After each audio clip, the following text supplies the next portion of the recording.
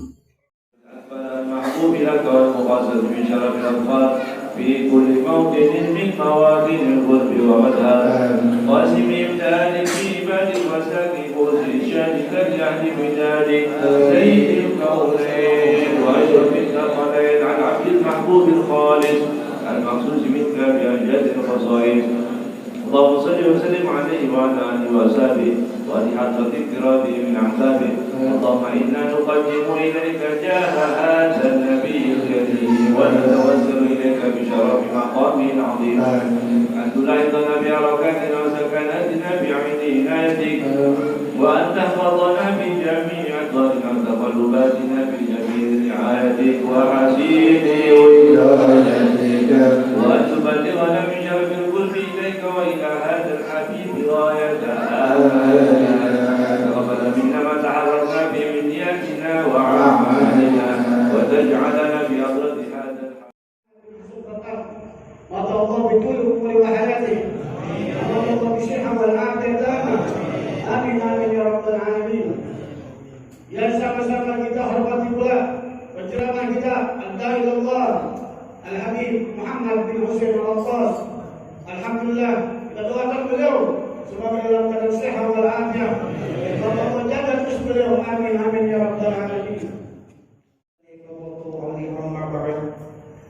Supaya hadirin kiram sidang majlis maulid Nabi sallallahu alaihi wasallam, wabil khusus yang sama-sama kita muliakan, yang kita hormati guru kita bersama Al-Karam Al-Alif Billah Suratul Nabi Baginda Muhammad sallallahu alaihi wasallam Al-Habib Muhammad bin Ahmad Azhar Quran Fat'ab atau Fikri Hajati Fat'ab Fikri Udhuri.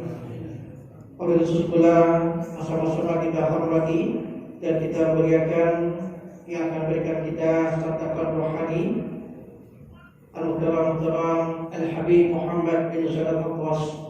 Mudah-mudahan Allah Subhanahu wa Ta'ala selalu memelihara beliau dalam menjalankan dakwahnya sebagai dai Allah yang tentunya tidak mudah bagi seorang untuk mendapatkan ilmu dan menyampaikan perjuangan di jalan Allah Subhanahu wa Ta'ala.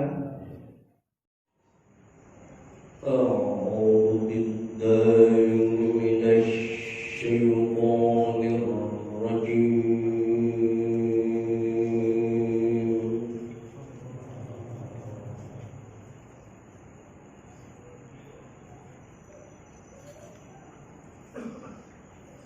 بسم الله الرحمن الرحيم.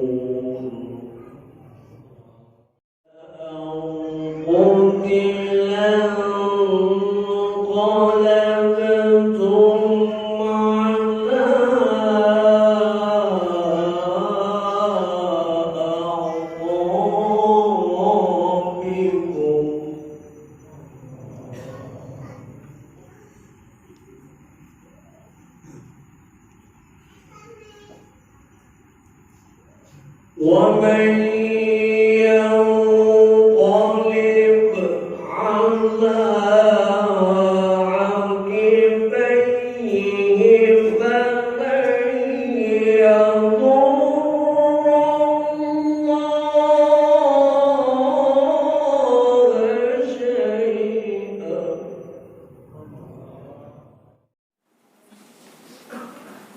السلام عليكم ورحمة الله تعالى وبركاته.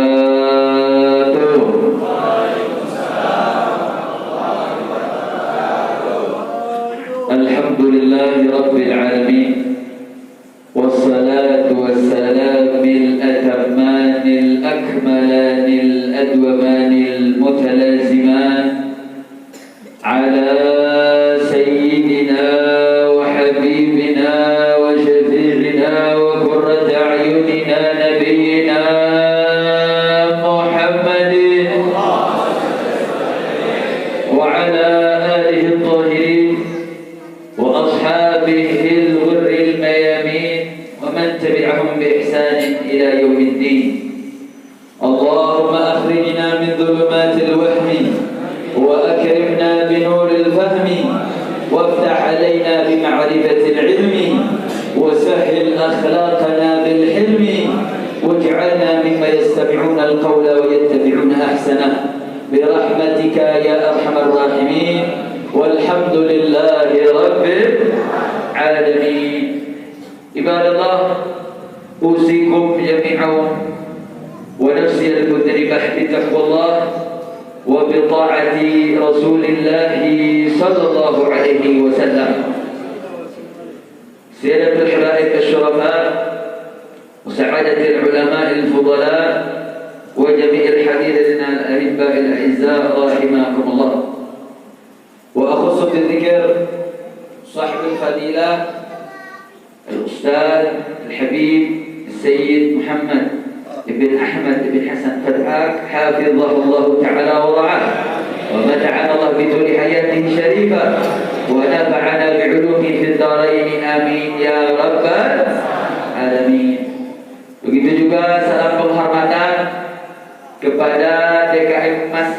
atau Musalla Al-Ikhlas dan seluruh jajarannya. Begitu juga para panitia, para donatur, warga sekitar yang ikut mensukseskan daripada acara peringatan Maulid di malam hari ini. Kita doakan semoga segala jerih payahnya mendapatkan ganjaran setimpal dari Allah Subhanahu wa taala. Mudah-mudahan rezekinya diberkahi, hidupnya diberikan kemudahan dari dunia hingga akhirat. Amin ya rabbal. Dan salam teristimewa kepada para hadirin, hadirat, kaum mukminin, kaum muslimat yang hadir pada malam hari ini. Kita doakan mudah-mudahan kumpulnya kita di Musalla Al-Ikhlas ini menjadi sebab turunnya rahmat dan barakah. Tidak kita pulang dari tempat ini kecuali Allah Subhanahu wa taala mengampuni dosa-dosa kita, memudahkan segala urusan kita. Yang punya penyakit-penyakitnya diangkat, yang punya musibah-musibahnya dimudahkan, yang punya usaha-usahanya diberkahi, yang belum dapat jodoh ditemukan jodohnya, yang sudah berkeluarga dijadikan keluarga yang sakinah mawaddah warahmah, yang belum dapat keturunan diberikan keturunan yang saleh dan salehah. Mudah-mudahan anak cucu keturunan kita dijadikan anak yang berbakti kepada Allah dan Rasulnya, dan kita tergolong sebagai umatnya Nabi Muhammad yang cinta kepada nabinya. Amin ya rabbal ibadallah. Sama kita berkumpul di tempat ini gak lain gak bukan untuk mengenal, untuk mendengar, untuk menelaah sejarahnya baginda Nabi besar Muhammad sallallahu alaihi wasallam. Menelaah sejarah, memahami cerita hidup dari para orang-orang mulia merupakan satu keniscayaan, merupakan satu anjuran, merupakan satu himbauan yang Allah Subhanahu wa taala tekankan, yang Allah Subhanahu wa taala berikan penegasan untuk kita senantiasa memberikan perhatian besar terhadap sejarah-sejarah. Makanya para habaib, para alimil ulama gak pernah bosan ngajak kita duduk majelis macam ini, duduk untuk mendengar sejarah, karena memang dengan mendengar sejarah, mempelajari sejarah, kita banyak mengambil ibrah, banyak menggali pemahaman, mendapatkan ilmu pengetahuan yang tujuannya untuk meningkatkan iman dan takwa. Makanya gak heran kalau Allah Subhanahu wa taala menekankan kepada Nabi Musa alaihi salam yang menjadi pelajaran bagi umat Nabi Muhammad sallallahu alaihi wasallam tentang pentingnya memahami kejadian-kejadian, peristiwa-peristiwa yang menunjukkan kebesaran Allah dalam sejarahnya. Bagaimana Allah Subhanahu wa taala mengatakan, wa laqad arsalna Musa bi ayatina an akhrij qaumaka minadh dhulumati ila nur wa dzakkirhum bi ayyamillah. Allah Subhanahu wa taala mengingatkan kepada kita, wa laqad arsalna Musa bi ayatina, sungguh betul-betul telah kami utus Nabi Musa alaihi salam bi ayatina, dengan tanda-tanda kebesaran dari kami, dengan dukungan mukjizat Allah kepada Nabi Musa. Untuk apa Allah kirim Nabi Musa? Untuk apa Allah mendukung Nabi Musa dengan mukjizatnya? An akhrij qaumaka minadh dhulumati ila nur, untuk mengeluarkan kaummu, untuk mengeluarkan kaum kalian dari kegelapan menuju cahaya Allah, dari ketidaktahuan menuju pengetahuan. Dengan cara apa Nabi Musa diperintahkan Allah? Wa dzakirhum bi ayyamillah, ingatkan mereka tentang hari-harinya Allah, ingatkan mereka tentang hari-harinya Allah, sehingga dengan mengingatkan mereka mampu untuk keluar daripada kegelapan menuju cahaya Allah. Makanya dalam tafsir Imam Al-Baghawi diingatkan apa yang dimaksud dengan ayamillah, Yang dimaksud ayamillah adalah waqa'illah min umamis sabiqah, peristiwa-peristiwa yang terjadi pada umat-umat terdahulu. Memang apa yang diinginkan, memang apa yang harus disebutkan, sehingga cerita tersebut, peristiwa tersebut mampu mendorong untuk kita keluar dari kezaliman menuju daripada cahaya Allah Subhanahu wa taala. Dilanjutkan al-murad yang dimaksud dengan waqa'illah, yang dimaksud dengan peristiwa-peristiwa besar Allah tersebut, yang dimaksud, yang disebut adalah perkara nikmah wa mihnah, tentang nikmat-nikmat yang Allah pernah berikan kepada umat terdahulu, dan mihnah, ujian yang pernah mereka rasakan, saudara. Dengan kita tahu nikmat apa yang Allah pernah beri kepada umat terdahulu, kita menjadi bersyukur, kita menjadi menelaah bagaimana anugerah Allah begitu besar kepada umat-umat terdahulu yang juga akan bisa diberi kepada umat zaman ini. Begitu juga bukan cuma cerita nikmatnya saja, tapi mihnahnya. Begitu juga tentang ujiannya, ujian yang diterima oleh umat-umat terdahulu, itu juga menjadi sebab yang harus dijadikan telaah untuk dipelajari sebagai cara untuk mengeluarkan kaummu daripada kegelapan menuju cahaya. Artinya apa, saudara? Dengan mempelajari sejarah, kita bisa mencari pelajaran besar bagaimana kita keluar dari kezaliman menuju cahaya Allah, dari kegelapan menuju cahaya ilmu. Dengan menelaah sejarah, maka kita mendapatkan anugerah. Alhamdulillah. Saya mau tanya, berarti belajar sejarah penting atau tidak? Jawab yang keempat, belajar sejarah penting atau tidak? Penting atau tidak? Berarti peringatan Maulid macam ini, mempelajari sejarah Nabi, bagus atau tidak? Bagus atau tidak? Kira-kira Maulid macam ini perlu didukung atau tidak? Perlu didukung atau tidak? Alhamdulillah. Makanya saudara, kalau waqa'illah, peristiwa-peristiwa Allah dari umat terdahulu saja bisa mengeluarkan daripada umat dari kezaliman, dari kegelapan menuju cahaya Allah, apalagi sejarah Sayyidul Anbiya, makhluk yang paling mulia, pasti jauh lebih bisa untuk mengeluarkan daripada kezaliman. Kira-kira jelas atau tidak? Jelas atau tidak? Saya mau tanya, yakin tidak sejarah Nabi bisa membuat kita menjadi besar? Saya mau tanya, yakin atau tidak? Yakin atau tidak? Ini saudara yang mengingatkan kita, menjamin kita bagaimana sejarah itu mampu membuat kita untuk senantiasa terikat hati kita, menjadi terjalin hati kita kepada Allah, terjalin hati kita dengan kekuatan Allah Subhanahu wa taala. Makanya dengan mempelajari sejarah, maka kita tahu apa yang saat ini terjadi bukan baru kita rasakan, sudah. Bahwa umat-umat terdahulu mereka sudah merasakan. Makanya kalau bicara tentang nikmah dan mihnah, nggak ada nikmat terbesar kecuali nikmatnya Nabi Muhammad SAW. Nggak ada kita bicara tentang kenikmatan yang pantas dan wajib untuk kita ketahui dan kita syukuri melebihi nikmat kita menjadi umatnya baginda Nabi besar Muhammad Sallallahu Alaihi Wasallam. Nah, kita bisa bersyukur, kita bisa tahu nikmat itu besar dari mana? Dia baca sejarah Nabi, lihat bagaimana hebatnya Nabi, bagaimana perjuangan beliau, bagaimana anugerah beliau, bagaimana perhatian beliau kepada kita.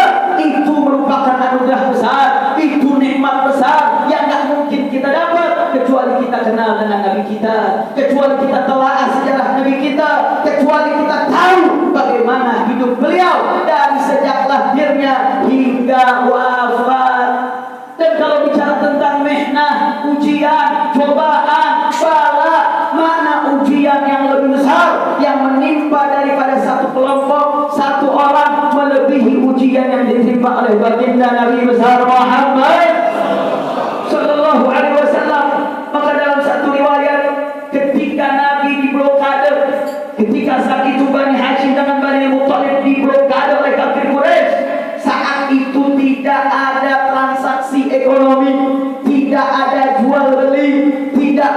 dari Bani Hashim keluar kecuali mereka diblokade.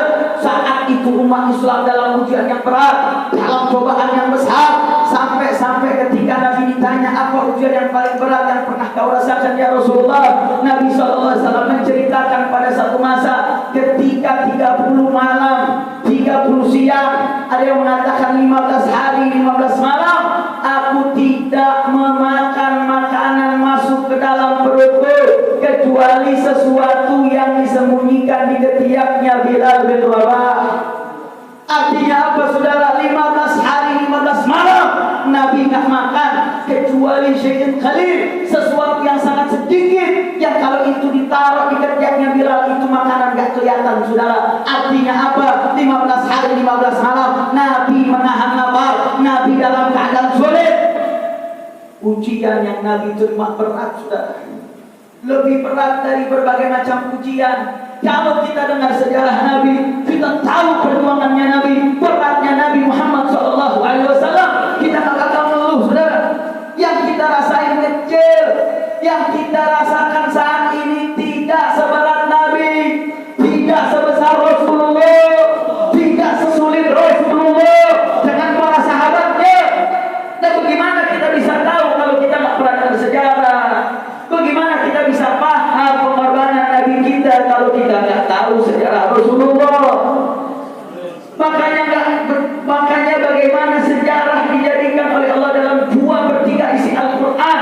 Allah menggunakan media sejarah di dalam menjelaskan daripada ajaran syariatnya Allah Subhanahu wa ta'ala.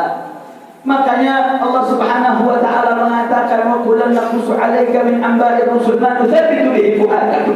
Ya Muhammad sallallahu alaihi wasallam, kami kisahkan kepadamu kisah-kisah Nabi terdahulu, enggak lain enggak bukan manuzabbitu bihi fuadak, untuk mengukuhkan jiwamu, mengokohkan jiwamu.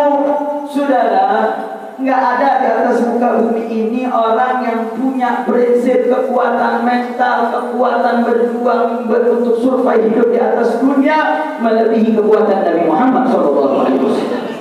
Tapi dalam ayat ini Allah katakan nusabbitu bihi fuadak, untuk mengokohkanmu.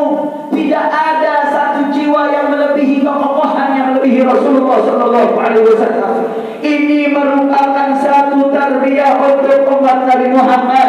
Kalau Nabi Muhammad saja yang kokoh, yang kuat, Allah berikan penguatan untuk menegarkan Nabi Muhammad SAW, maka kita sebagai umatnya jauh lebih butuh untuk mengukuhkan jiwa kita yang lemah, saudara.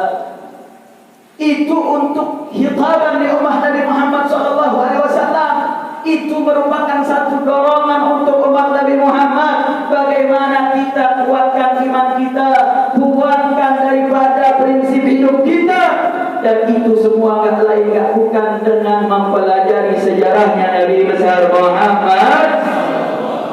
Sekali lagi saya mau tanya, berarti sejarah penting atau tidak? Berarti mempelajari sejarah Nabi penting atau tidak? Bagus atau tidak? Pengaruhnya besar atau kecil? Besar atau kecil? Siap belajar sejarah? Siap belajar sejarah? Betul? Takbir! Sallu ala Nabi. Makanya saudara, ketika Imam Al-Haddad menceritakan satu keadaan di mana keadaan itu yang akan terjadi di akhir zaman, beliau mengatakan man khalaqa ahlaz zaman, siapa orang yang bercampur baur dengan penduduk di satu masa, yang masa itu ada di akhir zaman seperti kita saat ini, saudara. Man khalaqa ahlaz zaman, kata beliau, fadhaqa sadruh, maka hatinya bakal berasa sempit, hatinya bakal gusar, hatinya bakal berasa sulit. Man khalaqa ahlaz zaman dhaqa sadruh wa fasada amruh, bukan cuma hatinya jadi gusar, tapi fasada amruh, perkara hidup dunia akhiratnya juga bisa jadi rusak.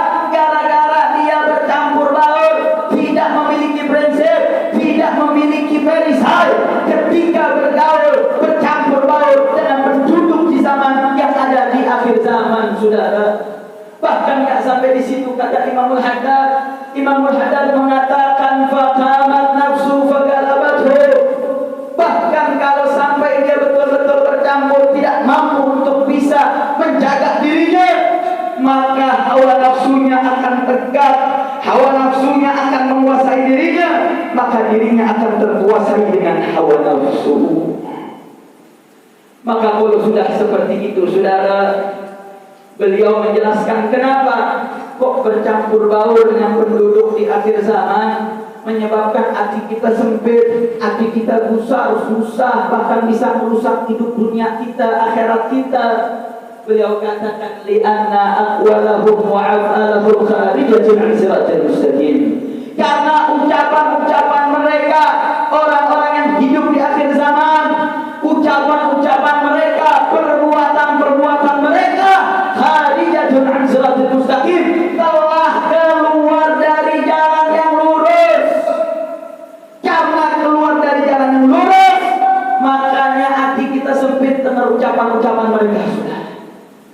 Ngelihat perbuatan-perbuatan mereka, kita tak sampai habis pikir, hati kita tak bisa menerimanya, hati kita sempit. Kalau kita tidak kuat-kuat iman kita, tidak kuat akidah kita, bisa-bisa kita terpengaruh, saudara. Hawa nafsu kita akan tergoda dan akan rusak urusan dunia akhirat kita, saudara. Saya mau tanya zaman sekarang, ucapan-ucapan, statement-statement yang muncul, yang katanya dari para tokoh-tokoh, saya mau tanya, banyak yang ngawur atau tidak? Banyak yang ngawur atau tidak? Banyak apa sedikit? Banyak apa sedikit? Dari profesornya, kiainya, ngomongannya ngawur, ada yang ngikutin lagi, ada yang bela. Kenapa? Kita di akhir zaman, pantas dan wajar.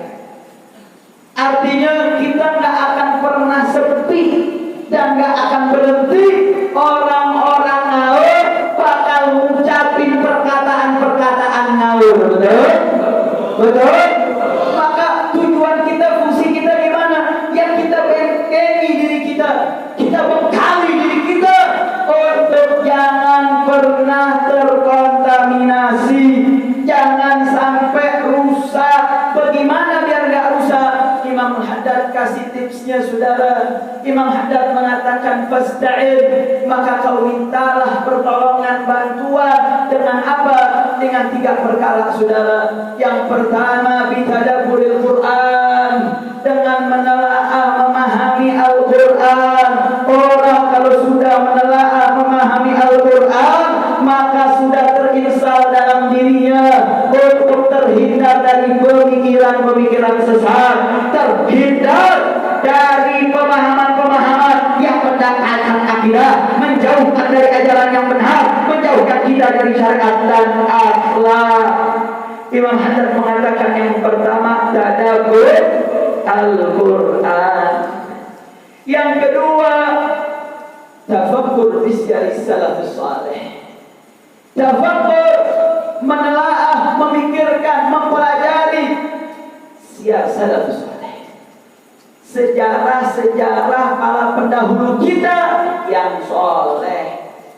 Karena yang salah ada juga yang soleh, betul. Yang pendahulu kita ada juga yang gak benar. Makanya ada satu kisah,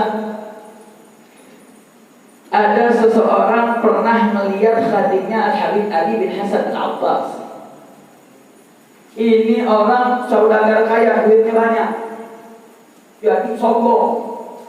Ditambah dia pernah lihat khadimnya Habib Ali bin Hasan Al-Attas, sahibu kitab Al-Qirtas, Syarah Ratibul Attas wa Tarjamat Al-Hikmah bin Abdurrahman Al-Attas.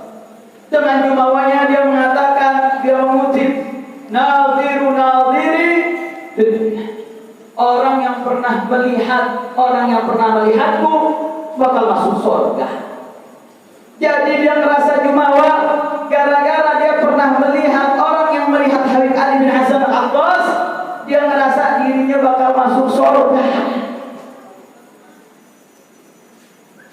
Orang ini hidup sezaman sama Habib Ahmad Sohib Sabro Pekalongan. Habib Ahmad ini kualatnya orang. Udah gitu tidak aling-aling, nggak mau lihat nih mau pejabat ke, mau rakyat ke, mau dia saudagar ke, mau kaya, mau miskin. Kalau udah melanggar syariat, ada pelanggaran dalam urusan yang hak itu hak, yang batil itu batil, nggak ada urusan. Ketika dengar ucapan macam itu, dia katakan, malam itu siapa? Ente yang melihat orang yang pernah melihat Habib Ali bin Hasan, terus ente menjamin diri ente masuk surga. Jangankan ente baru lihat orang yang lihat Habib Ali bin Hasan, yang melihat Nabi aja dia masuk neraka. Yang hidup sama zaman Nabi Muhammad SAW, Abu Jahal, Abu Lahab melihat Nabi. Apakah melihat Nabi terus ujuk-ujuk langsung masuk surga? Enggak, saudara. Makna melihat di situ, melihat kemudian melahirkan mahabbah hatta yattabi, sampai dia ikut. Bukan cuma sekedar melihat, tetapi nazarah yang tuwallidul mahabbah, wa tilkal mahabbah tuwallidul ittiba', yang mana nazarah tersebut melahirkan rasa cinta tersebut melahirkan keinginan untuk mengikuti orang yang dicinta. Jadi jadikan maulid macam ini bagaimana melahirkan mahabbah buat ikut Rasulullah. Karena Habib Abu Bakar Al-Adani mengatakan, man lam yuhibbun nabiyya yuhibbu a'da'ah. Siapa yang enggak cinta Nabi, maka dia bakal cinta sama musuhnya Nabi. Man lam yukhdam bi hubbin nabi sallallahu bi khidmati a'da'ih. Siapa yang enggak menjadikan hidupnya khidmatan untuk Rasulullah SAW, maka setan akan menguasai dirinya menjadi khidmah dengan musuh-musuhnya Rasulullah. Saya mau tanya, kalau jadi musuhnya Nabi, masuk surga, masuk neraka? Masuk surga, masuk neraka? Kira-kira orang sini ini orang mana? Pengasinan, asin-asin dong. Ini orang pengasinan kira-kira masuk surga, masuk neraka? Masuk surga, masuk neraka? Kalau masuk surga, siap nggak kita sama Nabi? Siap jadi pejuangnya Rasulullah? Siap bela syariat Rasulullah? Siap dukung syariat Rasulullah? Takbir! Takbir! Jadi tinggal pilih, saudara, mau jadi khidmatan lin Nabi atau diadain Nabi Sallallahu Alaihi Wasallam. Tinggal pilih, mau khidmah buat Nabi atau khidmah dengan musuhnya Nabi. Nggak ada yang tengah-tengah, nggak ada. Nggak ada bainal haq wal batil wasatoh. Imma haq, imma batil saja. Ente mau jadi muhibbun Nabi, khidmah lin Nabi atau enggak, tinggal pilih. Jangan main dua kaki. Hari Senin khidmah Nabi, Selasa jadi musuh Nabi. Mau masuk neraka dulu. Saudara, makanya Imam Haddad ingetin tafakur di syiar salafus saleh. Kenapa memang Syekh Abdul mengingatkan man nadhara, siapa orang yang mempelajari, menelaah syiar salafus saleh, sejarah salafus saleh, maka arafa taqsirahu wa takhallufahu. Orang kalau dengar sejarah salaf saleh, mendengar para pendahulu yang saleh, dia bakal tahu, dia bakal paham kalau dia sudah taksir, dia sudah betul-betul kurang dalam menjalankan sunnah Nabi, jauh dari syariatnya Rasulullah, banyak meninggalkan ajaran Allah dan Rasulnya. Karena yang didengar sejarah salaf saleh, yang bagaimana mereka menghidupkan malam-malam mereka, menggunakan hidupnya, waktunya hanya untuk Allah, hanya untuk Rasulullah. Ketika mereka menelaah sejarah salafus saleh, dia punya qudwah, saudara. Dia punya qudwah yang menarik nih. Dalam Risalatul Qusyairiyah syarahnya Syekh Zakaria Ansari, ketika menelaah kalimat ucapan Syekh Hamdul tersebut, Syekh Zakaria Ansari menjelaskan apa, saudara? Beliau mengatakan li anna sahabata badalu amwalahum, mereka telah mengeluarkan harta mereka, wa anfusahum, dan jiwa-jiwa mereka. Kenapa saya katakan menarik, saudara? Syekh Zakaria Ansori gak ngutip soal bagaimana kesabarannya para sahabat, gak ngutip bagaimana akhlak kelembutannya para sahabat, gak mengutip sisi daripada sisi kelembutannya para sahabat. Tapi Syekh Zakaria Ansori memberikan taklid dalam ucapan Syekh Hamdun, mengatakan bahwasanya li'anna sahabata, para sahabat yang merupakan murid terbaiknya Rasulullah SAW, yang menjadi representatif, yang menjadikan mereka betul-betul ittiba'an taman, mengikuti sempurna kepada Rasulullah SAW, diangkat oleh Syekh Zakaria Ansori bagaimana pengorbanan mereka di dalam harta-harta mereka, pengorbanan mereka untuk Islam, untuk dengan nyawa-nyawa mereka. Artinya apa, saudara? Pengorbanan di dalam memegang teguh ajaran Islam bukan perkara yang ringan, bukan perkara yang enteng, bukan perkara yang murah, bukan perkara yang kecil, tetapi itu semua dilakukan dengan pengorbanan harta, bahkan sampai nyawa. Itulah yang diperjuangkan oleh para sahabat kita. Bahkan jangankan ngomongin sahabat laki-laki, saudara, sahabat-sahabat as-sahabiyah perempuan mereka ketika peperangan mendengar bahwa cerita kabar Nabi SAW wafat, itu wanita-wanita menunggu di pintu-pintu kota Madinah untuk mendengar kabar tentang Rasulullah SAW. Datang kabar suaminya meninggal, dia nggak peduli, saudara. Datang kabar putranya meninggal, dia nggak peduli. Dapat kabar saudara laki-lakinya meninggal, dia nggak peduli. Dia pengen tahu kabarnya Rasulullah, bagaimana hidupnya Rasulullah. Wanita yang identik kelembutan hatinya, saudara, yang identik gak bisa hidup sendirian, tapi ketika sudah muta'allim bi Rasulullah SAW telah melahirkan kekuatan besar. Makanya Syekh Al-Qastalani mengatakan inna fil qalbi taqatun, dalam hati itu ada satu power, kekuatan, la yasudduha illa mahabbatullah wa rasulih. Itu kekuatan tak bisa dibanting, tak bisa keluar powernya kecuali ketika di dalam hati itu ada mahabbah kepada Allah dan Rasulnya. Malam yahdubiha, siapa yang tak dapat itu kekuatan muncul dalam hatinya, maka hayatuhu humumun wa humumun wa alam, hidupnya bakal galau, susah, sakit. Kenapa? Karena hatinya tidak ada kekuatan tersebut, saudara. Makanya kiai habaib nggak bosan-bosan, ayo mahabbah sama Nabi, cinta sama Nabi. Yang untuk bukan habaib kiainya, yang untuk kita, makin besar cinta kita, makin besar mahabbah kita, makin berkah hidup kita, insya. Maka saya mau tanya, siap berbesar cinta kepada Allah? Siap berbesar cinta kepada Nabi? Siap berbesar cinta kepada salaf saleh? Siap berbesar cinta kepada zuriyah Rasulullah? Takbir! Takbir! Sallu ala Nabi.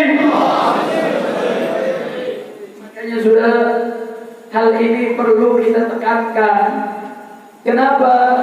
Karena saat ini bagaimana upaya kita senantiasa dijauhkan dari agama kita. Saat ini di Indonesia sedang satu proyek, sebenarnya ini proyek lama, tetapi ini proyek lagi digalakkan besar-besaran, yaitu satu proyek yang dinamakan moderasi beragama. Ini proyek nggak lain nggak bukan hanya nama baru dari proses liberalisme, proses pluralisme, proses yang dilakukan oleh musuh-musuh Islam untuk ngacak-ngacak bayrotuddin, kemurnian agama, ingin utak-atik dasar agama. Makanya belum lama kita dengar mereka tokoh-tokoh, kalau sah disebut tokoh, saudara, mereka mengucapkan, melontarkan ucapan-ucapan yang gak lain gak bukan inti daripada ucapan-ucapan mereka ingin menaruh rasa ragu kita kepada Islam, ingin mengangkat keyakinan kita kepada Rasulullah Sallallahu Alaihi Wasallam. Jadi ini perkara bukan perkara pribadi, saudara, enggak. Ini udah jadi proyek. Dulu proyek ini proyek yang digalang oleh satu lembaga gabungan beberapa negara Eropa yang dinamakan RAND Corporation.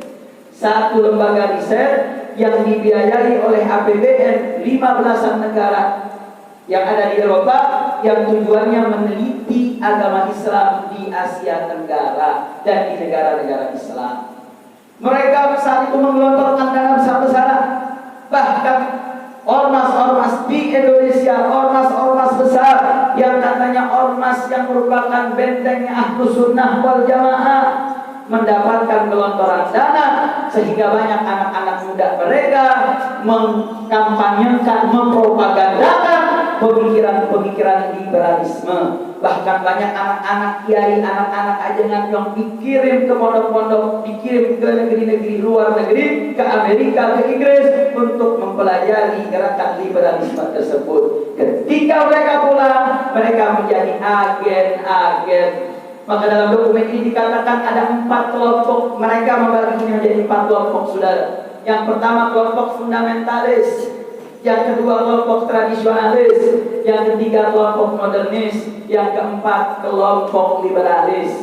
Kelompok fundamentalis adalah kelompok yang pro terhadap syariat, pro terhadap khilafah, yang benci barat, yang pro terhadap cinta terhadap syariat dan musyawarah. Kelompok macam ini dikelompokkan menjadi fundamentalis dan cara menanggulanginya harus dihabisi. Mau dia lembut ke, mau dia keras ke, mau organisasi ke, mau perorangan ke, mereka dicatat untuk dihabisi. Adapun kelompok tradisionalis, kelompok ini adalah kelompok yang banyak kemiripan dengan kelompok fundamentalis. Bedanya dia pro demokrasi. Dengan pemahaman demokrasi yang dimaksud adalah musyawarah. Maka kelompok macam ini dijaga, jangan sampai gabung sama kelompok fundamentalis. Jumlah mereka paling besar, tetapi mereka menjadi target untuk dimodernisasikan atau dijadikan liberal. Dan 2 kelompok lainnya, modernis dan liberalis.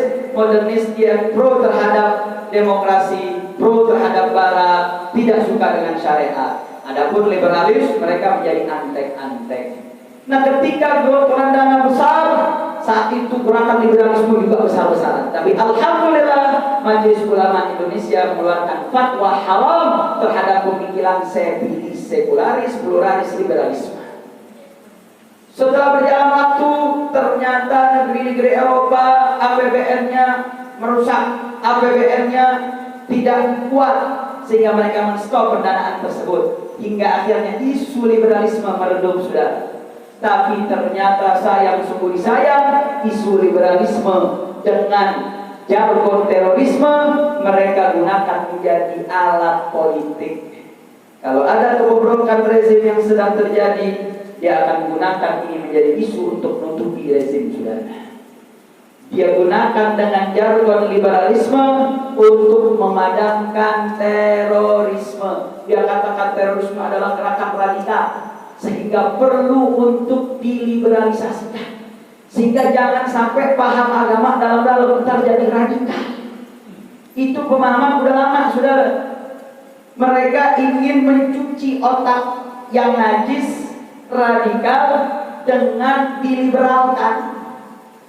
Justru ini merupakan pemikiran yang ngawur. Kalau ingin mencuci, membersihkan yang najis, mesti pakai air yang suci, betul?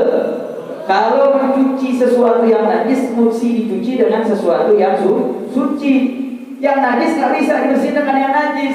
Kalau pemikiran, katakan ada pemikiran ekstremisme yang menghalalkan darah tanpa sesuatu yang hak, itu mesti diluruskan dengan pemikiran Ahlus Sunnah, bukan dengan liberalisasi. Nah, saat ini gerakan itu kembali muncul dengan gerakan moderasi. Bahkan gerakan ini sudah masuk sampai ke tingkat pondok pesantren. Belum lama disahkan undang-undang pondok pesantren. Dalam undang-undang tersebut, pemerintah punya hak untuk campur intervensi dalam urusan penetapan kurikulum. Dalam penetapan kurikulum tersebut, mereka punya hak untuk menentukan jika beberapa buku pelajaran dianggap membuat satu pemikiran yang dianggap radikal dengan mengajarkan jihad, mengajarkan khilafah Islamiyah, maka dianggap radikal dan bertentangan dengan gerakan moderasi beragama. Dan undang-undang ini sudah disahkan, saudara. Undang-undang ini sudah disahkan, bahkan dalam undang-undang tersebut pondok pesantren diwajibkan untuk memberikan audit keuangannya, melaporkan keuangannya, baik sumbernya dari pemerintah atau bukan pemerintah. Artinya sudah dirusaknya sistem pendidikan nasional. Saat ini mereka sudah mulai masuk ke pondok-pondok pesantren. Artinya apa, saudara? Ini tugas kita bersama, ini PR kita bersama. Kalau umat Islamnya nggak bersatu, umat Islamnya diam saja berpangku tangan, jangan salahkan kalau dikit demi sedikit sendi-sendi beragama kita makin lama makin luntur, saudara. Kenapa? Karena musuh kita adalah gerakan komunisme. Kita ingatkan, saudara, bagaimana makam Imam Bukhari di zaman ketika Uni Soviet berkuasa, makamnya Imam Bukhari itu jadi kandang kambing. Di Cina, masjid-masjid, musola-musola macam ini jadi kandang-kandang binatang, kandang ayam. Karena komunisme, mereka anti terhadap agama. Mereka akan incar umat Islam yang menjadi musuh bebuyutan mereka yang pertama. Maka kita umat Islam harus sadar diri, kuatkan persatuan, kuatkan rasa persatuan satu sama lain dengan kita. Dukung mereka yang memperjuangkan agama. Jangan justru kita menjadi benalu-benalu untuk agama kita. Kira-kira jelas atau tidak? Jelas atau tidak? Siap memperjuangkan agama, siap bela Allah, siap bela Nabi, siap bela ulama. Takbir! Saya mau tanya, kalau komunisme telah menunjukkan batang hidungnya, kira-kira umat Islam diam atau lawan?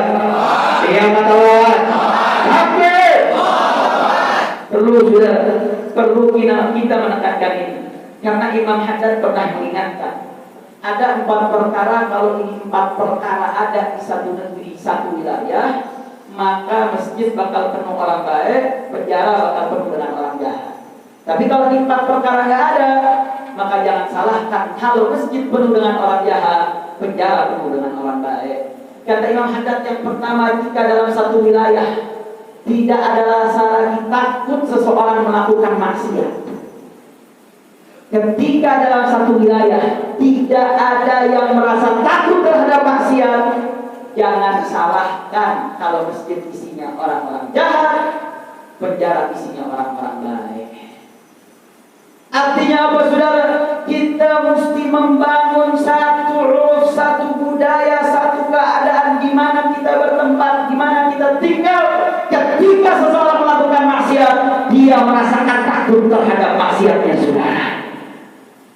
Nah, sekarang coba aja kita tanya diri kita, saudara, bagaimana di Indonesia saat ini orang bermaksiat sudah tidak ada rasa takut, betul? Saya mau tanya, orang mabuk sekarang takut atau enggak? Orang berzina terang-terangan atau tidak? Orang berzina, jual narkoba, saya mau tanya, sekarang ada rasa takut atau tidak? Ada rasa takut atau tidak? Takut atau tidak? Bahkan mereka buat channel-channel YouTube, mereka pertontonkan secara jelas, saudara. Bahkan jangan heran, makin banyak yang hina Allah, makin banyak yang hina Rasulullah. Mereka nggak ada rasa takut, saudara. Coba tanya orang dulu kita, saudara. Jangankan maksiat, maghrib masih di luar, gak di dalam rumah atau gak dalam masjid, malu, saudara. Lewat masjid pakai celana yang tidak menutup aurat, dia malu. Malu untuk melakukan sesuatu yang bukan sesuatu dosa, itu dulu. Sekarang jangankan untuk sesuatu yang bukan dosa saja mereka mempertontonkan, bahkan ngajak orang lain untuk melakukan dosa. Betul? Betul? Maka jangan salahkan kalau masjid isinya orang jahat, penjara isinya orang baik. Yang kedua, kata Imam Haddad, imamun adil. Imamun adil, kalau di satu wilayah terdapat imam yang adil, maka masjid penuh dengan orang baik dan penjara penuh dengan orang jahat. Saya mau tanya jawab kan jujur, kira-kira di Indonesia pemimpin kita adil atau zalim? Adil atau zalim? Adil atau zalim? Tahu dari mana itu?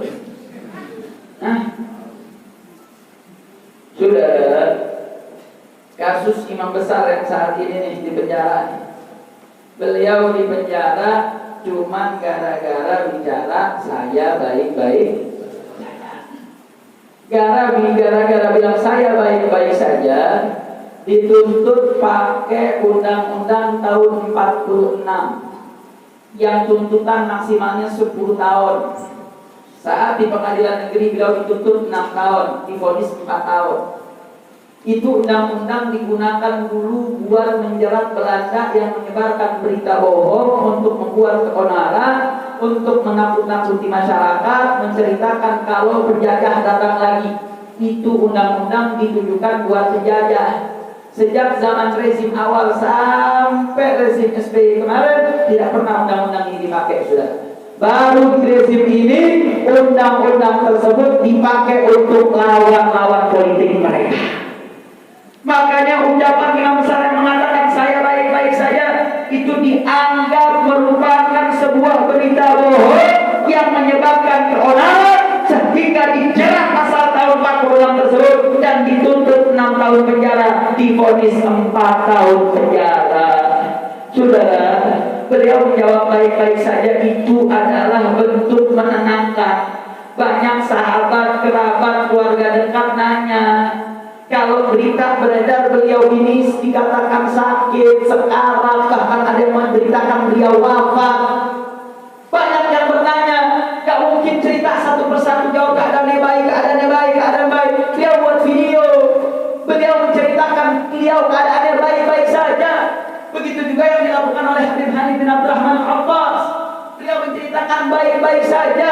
Yang beliau lakukan tujuannya adalah untuk menenangkan kerabat, sahabat, keluarga dekat yang pengen tahu keadaannya. Berarti saya mau tanya, yang dilakukan imam besar bagus atau tidak? Menenangkan orang yang panik bagus atau tidak? Yang dilakukan Habib Hanif bagus atau tidak? Bagus atau tidak? Bukan cuma bagus, saudara, itu akhlak Islami. Sayyidina Ali bin Abi Thalib ketika menjenguk Rasulullah SAW fi maradil maut, saat itu Sayyidina Ali menjenguknya keluar dari rumah Nabi. Para sahabat menunggu pengen tahu kabar tentang Nabi bagaimana. Apa jawaban Sayyidina Ali? Sayyidina Ali mengatakan, alhamdulillah asbahalaika, segala puji bagi Allah, alhamdulillah, aku bersyukur kalau Nabi dalam keadaan baik-baik saja.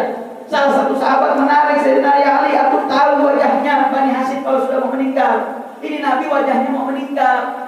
Akhirnya para ulama melihat jawaban Sayyidina Ali terhadap sikap ketika Sayyidina Ali melihat Nabi. Padahal Sayyidina Ali tahu Nabi sudah wafat, Nabi dalam keadaan marat yang sangat, tetapi Sayyidina Ali menjawab dengan jawaban yang optimis, dengan jawaban yang memberikan kesenangan, sehingga para ulama mengambil ibrah dalam sikap Sayyidina Ali tersebut bahwasanya menjawab jawaban yang optimis, menjawab jawaban yang menyenangkan orang lain ketika sakit, itu minal mustahab, sesuatu yang dianjurkan. Sayyidina Ali ini anak muda yang pertama kali masuk Islam, keilmuannya luar biasa. Apakah iya Sayyidina Ali menyebarkan kebohongan? Apakah iya Sayyidina Ali berdusta? Apakah iya Sayyidina Ali tidak tahu untuk menjawab pertanyaan tersebut dengan sebaik-baiknya jawaban, saudara? Makanya para ulama mengambil sikap Sayyidina Ali tersebut sebagai bentuk kalau itu merupakan satu akhlak Islami. Gak sampai di situ, Sayyidatuna Aisyah juga begitu, saudara. Ketika ditanya oleh Ibnu Mas'ud dalam keadaan dan Ummul Mukminin dalam keadaan sakit menuju kematiannya, Sayyidatuna Aisyah juga menjawab, alhamdulillah madaman bataik, segala puji bagi Allah, aku baik-baik saja selama aku bertakwa. Makanya yang dilakukan oleh Sayyidina Ali adalah akhlak Islami, yang dilakukan Sayyidatuna adalah akhlak Islami. Itu yang dicontohkan oleh imam besar kita. Yang dilakukan imam besar kita itu akhlak Islami.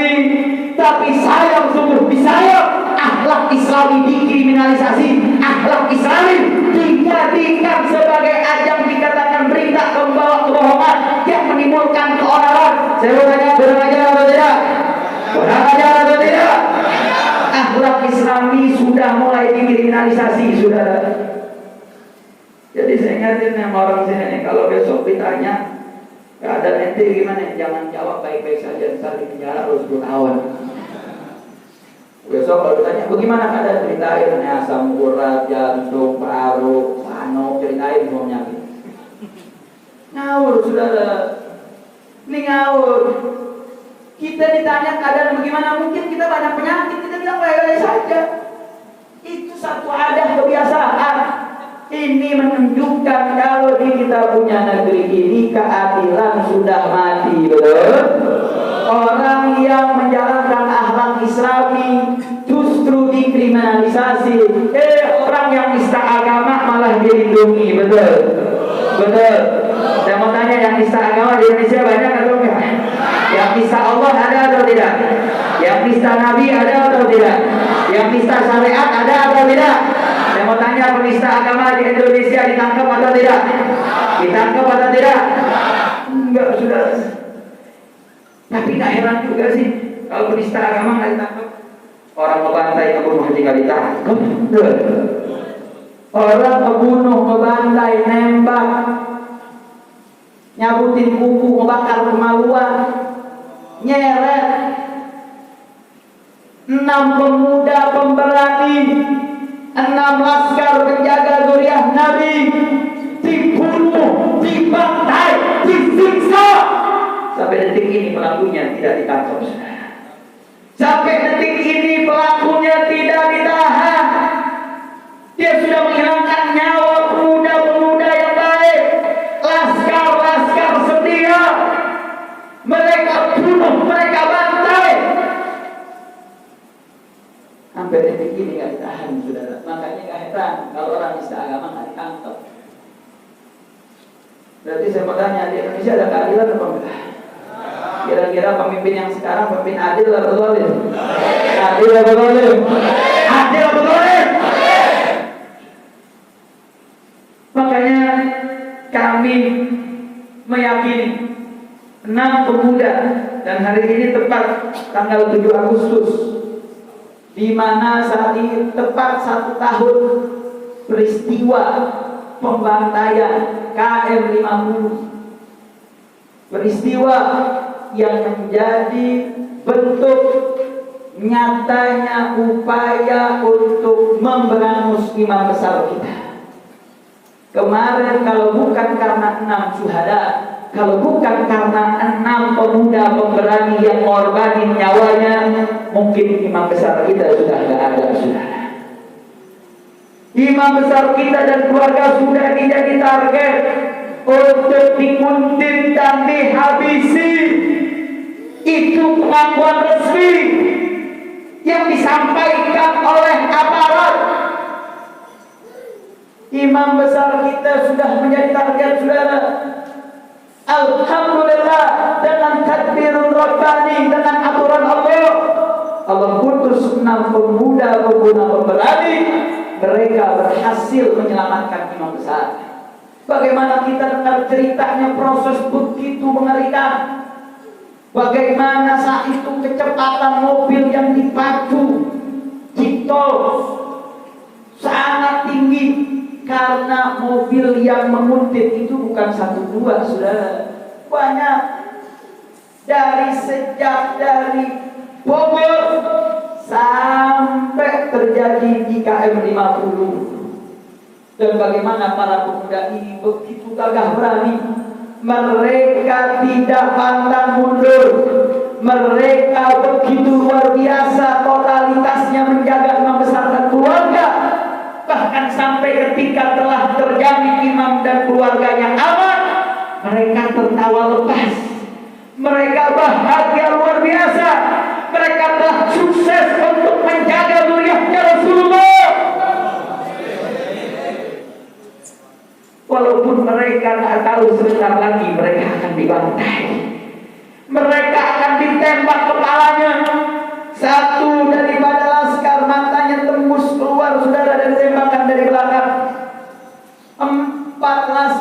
disiksa di tempat penyiksaan yang sampai detik ini nggak ketahuan di mana sudah. Ini pelanggaran HAM berat. Ini pelanggaran HAM yang tidak boleh tidak diketahui pelakunya, saudara. Bukan hanya sekedar eksekutor, tapi otak dari gerakan ini harus dibongkar dulu. Betul? Siap kawal KRI belum? Siap kawal syuhada? Takbir! Banyak para ahli bisyarah mengatakan 6 syuhada ini miftahun nasr, saudara. Ini kunci kemenangan untuk umat Islam. Pengorbanan mereka mendapatkan bentuk anugerah besar dari Allah. Kenapa kita katakan mereka dapat anugerah, saudara? Minimal ada 2 dilalah yang bisa menguatkan hati kita kalau mereka dapat syahid, saudara. Mereka mendapatkan syahadah. 1, upaya pelaku, otak maupun aparat yang berupaya memadamkan daripada kasus ini sejak awal terjadi sampai hari ini nggak berhasil, saudara. Mereka datang ke kiai-kiai di daerah-daerah minta persetujuan kalau yang dilakukan mereka itu benar. Mereka datangi, mereka bantu pondok-pondok pesantren, dia kasih bantuan-bantuan buat menyatakan pembunuhan 6 laskar itu benar. Mereka upaya menutup, saudara. Bahkan imam besar pun ditawarkan, tetapi imam besar kita tetap teguh untuk menuntut KM 50. Takbir! Sallallahu alaihi Nabi. Dan menariknya, Allah bukakan mulut pelakunya, sudah. Kalau kita bayangkan, andai kata setelah mereka eksekusi, mereka diam, mereka kubur mayatnya di tempat yang kita nggak tahu. Mungkin sampai hari ini kita nggak tahu jasad mereka di mana. Tapi subhanallah, Allah buka lisan mereka sampai jasadnya dapat kita dapati, sampai kita kuburkan di markas syariah. Ini bentuk anugerah Allah. Ini karamahnya syuhada yang Allah tambahkan kepada kita kalau mereka mati dalam keadaan dapat anugerah Allah Subhanahu wa taala. Yang gak kalah menariknya yang kedua, saudara, ketika jenazah sampai ke Petamburan, yang biasa memandikan jenazah para habaib, dia bercerita kalau biasanya dia memandikan jenazah butuh waktu 2-3 jam. Ketika memandikan jenazah 6 syuhada, kalau hitungan matematik 1 jenazah 2 jam, kita ambil waktu minimalnya, maka 6 jenazah butuh berapa jam? 12 jam. Kalau jam 9 jenazah sampai Petamburan, dimandikan sampai dikafani, ambil waktu 2 jam 1 jenazah, maka jam 9 mulai, jam 9 pagi baru selesai, betul? Dia mandikan jam 9, dia laksanakan tanpa mengurangi 1 sunnah pun. Dia jalani sebagaimana tertib yang biasa dijalani, sudah. Sampai jenazah ke-6 selesai dikafani, ditanya jam berapa, Allah perlihatkan anugerahnya, jam 9 mulai memandikan, jam 12 sudah selesai, sudah. 3 jam untuk memandikan 6 jenazah tanpa mengurangi sunnah, sampai dia terkaget-kaget. Ini yang kita kenal dalam istilah ahli tasawuf tamdidul waqt. Allah panjangkan waktu dalam waktu yang singkat, saudara. Hada karamatun minallah syuhada. Ini tanda mereka mendapatkan anugerah Allah. Ini bukti perjuangan mereka punya nilai besar di sisi Allah. Sehingga ini bukan jadi pemadam perjuangan kita, justru jadi semangat bagi kita bahwa yang diperjuangkan imam besar itu benar, yang diperjuangkan imam besar itu Allah.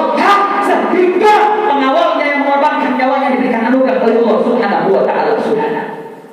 Anugerah besar. Bahkan para keluarga sering diberikan insyaallah mimpi-mimpi yang mimpinya begitu luar biasa. Salah satu syahid yang bernama Ambon Ahmad Sofyan bermimpi dia punya sepupu datang satu rumah besar. Ketika dibukakan pintu, sang syahid Ahmad Sofyan Ambon bukakan pintu, saudara. Buka pintu, di dalam udah ada umingnya. Disuruh masuk ke dalam, rumahnya besar baru, kolam renangnya banyak. Sampai uminya ini suka undang tamu-tamu sekampung-sekampungnya masuk ke rumahnya nampung, saudara. Mereka dapat anugerah bisyarah demi bisyarah begitu banyak. Anugerah demi anugerah diperlihatkan. Salah satu syahid bernama Suci Kadafi, dia datang kepada kakaknya dalam keadaan gemuk yang tak pernah segemuk itu selama dia hidup di dunia, saudara. Apa pesannya? Wahai kakak, wahai umi, Kadafi sudah senang, Kadafi sudah menang, Kadafi sudah dapat apa yang Kadafi cari, Kadafi sudah dapat apa yang Kadafi perjuangkan dari dulu. Umi tenang, kakak tenang, jangan khawatir. Subhanallah, bahkan dalam keadaan itu dia bisa dakwah, saudara. Teman-temannya yang jarang sholat didatangin, mimpinya dibawain peci, dibawain sarung, suruh sholat. Salah satu Andi Oktiawan, tiap pagi dibangunin uminya setiap jam 3 pagi percis. Dibangunin, mama, bangun mama, mama bangun, tiap jam 3 malam, gak pernah berhenti sejak wafat sampai detik ini, saudara. Anugerah dari Allah. Ini tanda mereka nala syahadah, mereka dapat anugerah Allah. Kita meyakini mereka mendapatkan anugerah syahadah. Ketika mereka mendapatkan syahid, mereka mendapatkan anugerah besar di sisi Allah, saudara. Bagaimana Nabi mengatakan anugerah yang diterima syahid, mereka yughfaru dzunubuhu fi awwali daf'ati dami.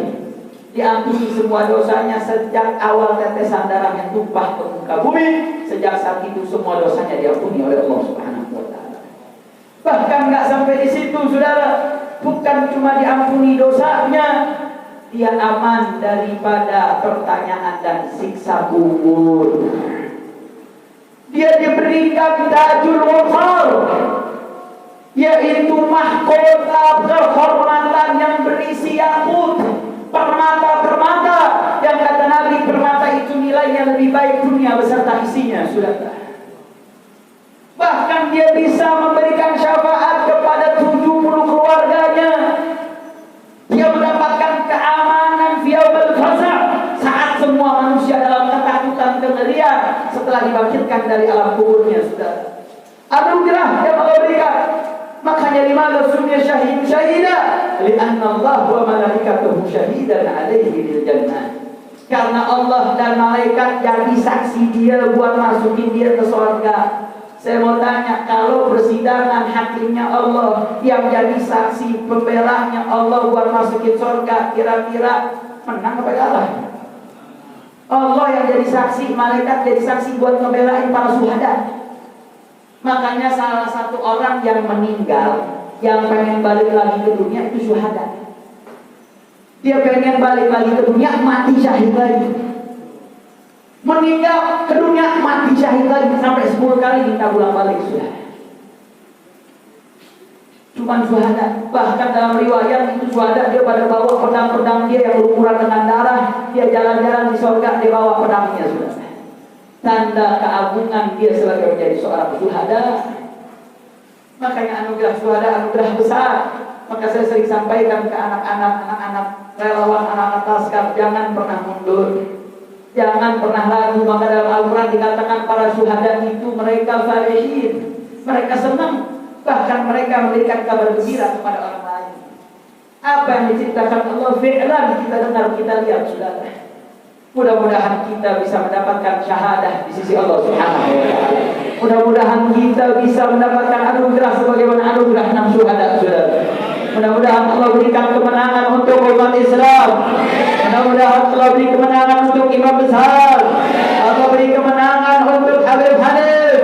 Allah berikan kemenangan untuk umat Islam di Indonesia. Ala hadhihi niyahum biniyatun salihah wa ala manawi imam al-akbar Habib Muhammad Rizq bin Husain Syafi'ah hawla bin Nabi al-Fatihah.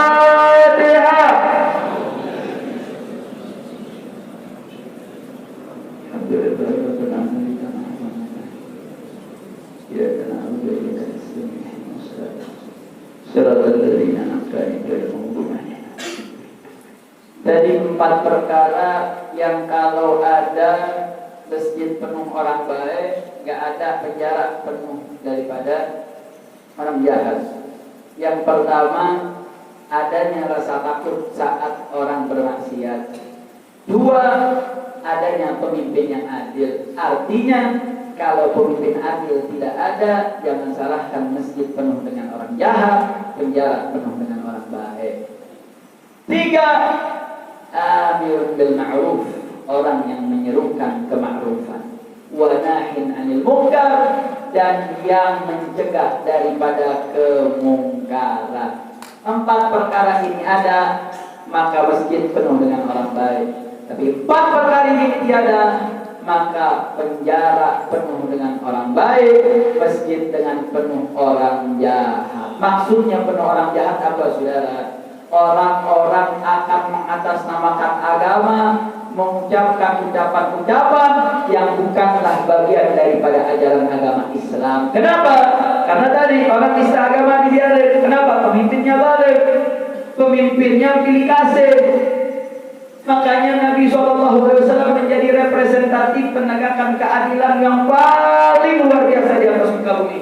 Sebagaimana hadis yang sering kita dengar, saudara, ketika Nabi SAW diminta oleh anak angkatnya untuk memberikan kompensasi karena seorang wanita Bani Makhzumiyah yang katanya darah biru, wanita bangsawan yang melakukan pelanggaran pencurian yang sudah terkena vonis hukum potong tangan.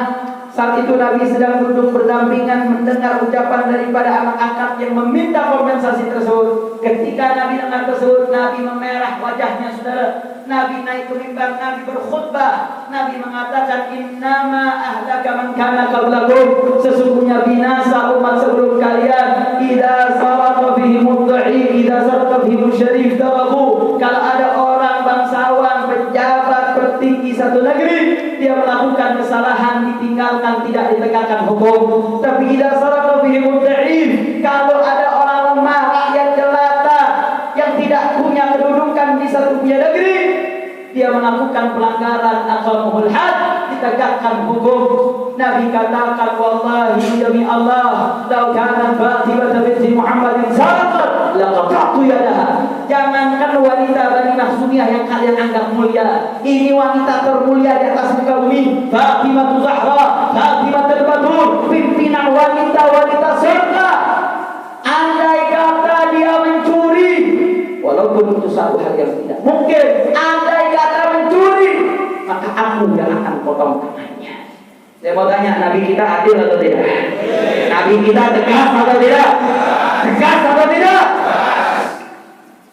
Makanya kalau orang dengar sejarah Nabi, jadi ikut ketularan tegas. Jangan baca sejarah Kemal Atatürk. Sampai namanya mau dijadiin jalan, udah goblok apa enggak? Apa yang mau diambil pelajarannya?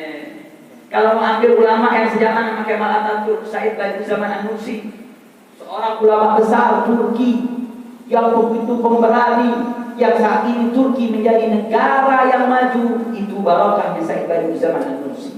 Erdogan yang menjadi pemerintah saat ini merupakan buah asal dari perjuangan Badiuzzzaman An-Nursi. Makanya saya Muhammad Al-Buti dalam kitabnya Asy-Syakhsiyah Istawqafatni memberikan terjemah yang luar biasa terhadap Said Badiuzzzaman An-Nursi.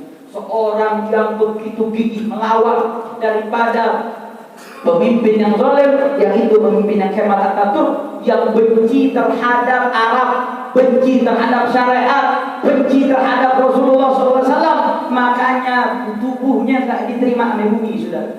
Dia ditanam muncul ke atas, ditanam lagi lebih dalam, muncul ke atas berkali-kali, sampai saking capeknya, ya udah dah, biar mayatnya di atas dia dikubur.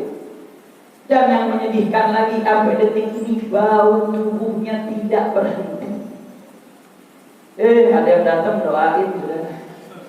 Baca doa, ngasih karangan bunga, dipikir doanya bisa menghapus dosa kali. Ini orang udah terlaknat. Kenapa? Gara-gara dia benci Arab, dia benci syariat, dia benci apa yang dicinta oleh Allah dan Rasulnya. Justru harusnya ngambil pelajaran.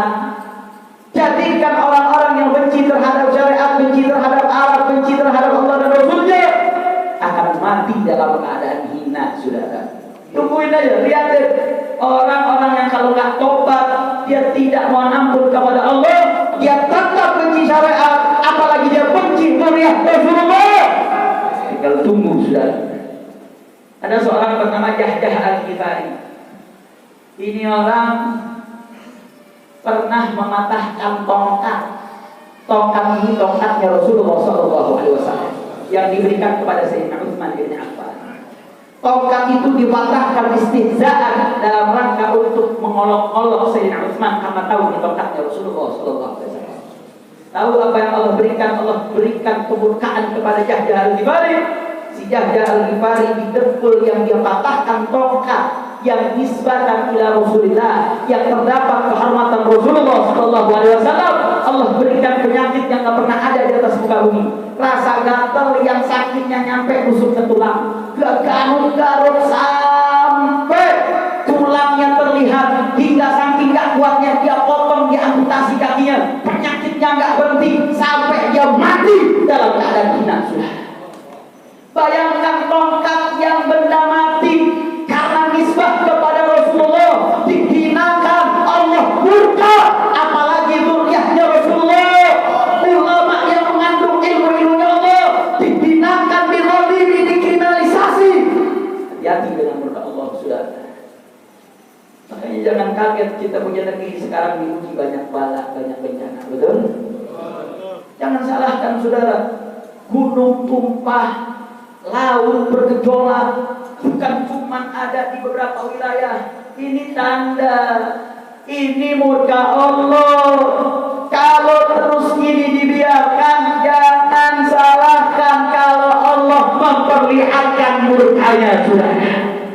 Kalau sudah bencana bulat, mau yang soleh, mau yang toleh kena. Mau yang soleh, mau yang toleh kena. Saya akan tutup dengan 4 amalan, saudara. Saya akan tutup dengan 4 perkara. Kata Habib Ali bin Hasan, siapa yang menjalankan hal ini akan mendapatkan husnul khatimah dan sabat ala iman, tetap dalam keimanan. Tapi kata Habib Ali bin Hasan, kalau tidak menjalankan 4 perkara ini, maka kebalikannya dia akan mendapatkan su'ul khatimah. Yang pertama, asyukru ala Islam. Bersyukur terhadap Islam. Wajib bagi kita mensyukuri Islam yang kita punya. Bagaimana cara mensyukurinya? Allah wajibkan kita sholat, ya sholat. Allah haramkan kita berzina, tinggalkan. Allah mewajibkan kita perkara puasa, zakat, haji, jalankan. Allah larang perkara riba. Allah haramkan kita perkara-perkara yang tidak diperbolehkan oleh syariat, tinggalkan. Itu bentuk rasa syukur kita kepada Islam, saudara. Ketika kita mensyukuri Islam tersebut, maka Allah akan matikan kita dalam keadaan husnul khatimah. Tapi kalau kita tidak bersyukur, kita tidak jalankan syariat dengan sebenar-benarnya, kita main-main sholat kita, main-main dengan puasa kita, main-main dengan aturan Allah, main-main dengan syariat Rasulullah, jangan salahkan kalau kita mati dalam husnul khatimah, saudara. Yang kedua, al-khawf ala dhihabil Islam. Harus punya rasa takut kehilangan Islam. Maksudnya apa, saudara? Kita jangan pernah tergoda, terpancing oleh orang-orang yang menjauhkan kita dari syariat, menjauhkan kita dari Islam, apalagi sampai mendoktrinisasi untuk tidak takut murtad, tidak takut untuk keluar Islam, untuk kita ragu terhadap Islam. Hati-hati, orang yang tidak ada rasa takut kehilangan Islam, maka akan mati dalam keadaan su'ul khatimah. Tanamkan, saudara, tanamkan didik keturunan kita, didik diri kita untuk bagaimana pegang erat syariat. Makanya Allah mengatakan wa'tasimu bihablillah. Al-i'tisam itu namanya pegangnya erat, jangan sampai lepas. Karena kita takut kalau kita lepas daripada syariat, lepas dari Islam, maka kita bisa mati su'ul khatimah. Na'udzubillah. Yang ketiga, tarku zulmi ahli Islam. Meninggalkan dalam menzalimi orang Islam. Kita punya tetangga, jangan dizalimi. Kita punya istri, punya anak, jangan dizalimi. Kita Kita punya keluarga jangan dizalimi. Tarku birri ahlul Islam. Siapa yang meninggalkan menzalimi ahlul Islam, maka akan husnul khatimah. Tapi ketika dia menzalimi ahlul Islam, maka dia akan mati su'ul khatimah. Kalau ahlul Islam saja bisa menyebabkan su'ul khatimah, apalagi ulama Islam, apalagi ulamanya dzurriyyahnya Rasulullah. Itu su'ul. Hati-hati saudara. Dan awas, jangan sampai ada perasaan begini. Ketika kita kecondongan hati dengan orang yang bersifat fasik, orang yang punya kemaksiatan terang-terangan, dan kita menyukai karena kefasikannya, maka kesukaan kita, kecenderungan hati kita, kata Imam Ibn Hajar, ini yu'tabar minal kabirah. Jadi ada orang yang punya sikap suka menzalimi orang lain, atau dia dengan terang-terangan menghina Islam, terang-terangan menjelek-jelekkan syariat, terang-terangan menyebarkan pemikiran-pemikiran sesat. Gara-gara perilakunya tersebut, kita jadi punya kecenderungan hati, apalagi sampai mahabbah, maka mahabbah tersebut tu'tabar minal kabirah. Bahkan man yubghid ahla shalah bi salahihim, siapa orang yang benci dengan orang baik karena kebaikannya, fatu'tabar minal kabirah, terhitung sebagai dosa besar.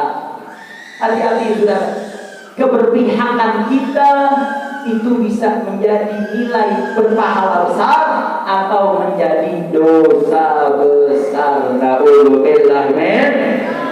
Yang keempat, yang terakhir, tarku huquqil walidain, meninggalkan durhaka kepada orang tua. Yang meninggalkan durhaka, maka dia akan memperoleh husnul khatimah.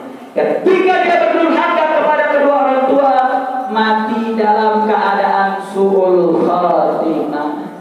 Dalam kitab Al-Qirtas yang lainnya, Habib Ali bin Hasan nambahin satu lagi. Orang yang husnudzon sama ulama akan mati dalam keadaan husnul khatimah.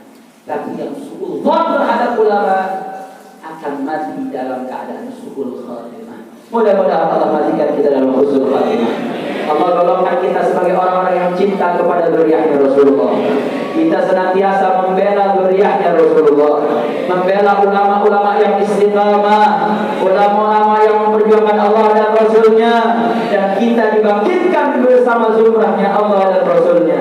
Amin ya rabbal alamin. Sebagai penutup, saya ingin kabarkan perkembangan tentang kasus terakhir imam besar kita. Imam besar kita, Habib Muhammad Rizik bin Husain Shihab, beliau saat pengadilan negeri divonis 4 tahun. Naik banding ke pengadilan tinggi, tetap diperkuat vonis 4 tahun. Kemarin banding ke Mahkamah Agung, turun jadi 2 tahun. Tapi saya mau tanya sama antum semua, kira-kira 2 tahun itu layak apa enggak buat imam besar? Saya mau tanya, umat Islam ridho atau tidak? Rela atau tidak? Imam besar layak atau tidak? Jangankan 2 tahun, sedetik aja nggak layak.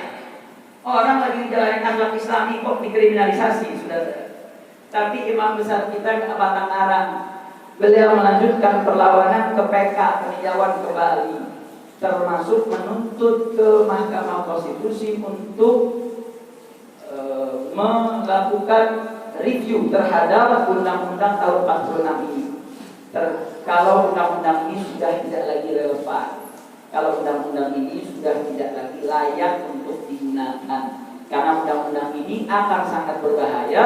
Dia bisa menjerat semua musuh-musuh yang dianggap bertentangan dengan rezimnya, dia gunakan dengan undang-undang ini. Makanya jangan lupa senantiasa tanamkan doa, kirimkan doa kita untuk imam besar kita dan untuk perjuangan umat Islam kepada para ulama-ulama yang istiqamah. Mudah-mudahan ulama-ulama kita pada Habib Muhammad ibn Ahmad ibn Hasan Fadah Allah jaga, Allah pelihara, Allah panjangkan umur beliau, Allah sehatkan beliau. Beliau termasuk ulama yang senantiasa senantiasa mendukung perjuangan imam besar kita yang sangat setia, begitu juga dengan Habib Hamidun Nagib Syekh Abu Bakar dan seluruh para ulama. Alhamdulillah saat ini makin kuat persatuannya, mudah-mudahan semakin dekat kemenangan umat Islam. Mudah-mudahan Allah berikan kemenangan untuk umat Islam. Mudah-mudahan sebentar lagi imam besar kita bebas, membawa umat menjadi umat yang berkah, umat yang manfaat, umat yang membanggakan Nabi besar Muhammad. Amin ya rabbal alamin. Kita bacakan doa, kita niatkan. Mudah-mudahan Allah Subhanahu wa taala memberikan kemenangan untuk imam besar kita, memberikan kemenangan untuk Habib Hanif, begitu juga Haji Munarman dan seluruh aktivis Islam yang saat ini terzalimi. Mudah-mudahan persidangan mereka, perlawanan mereka, dan perlawanan terhadap kezaliman di negeri ini Allah berikan jalan keluar dan kemenangan. Ala hadhihi ya kulliyatin sallallahu ila hadratin Nabi al-Fatihah.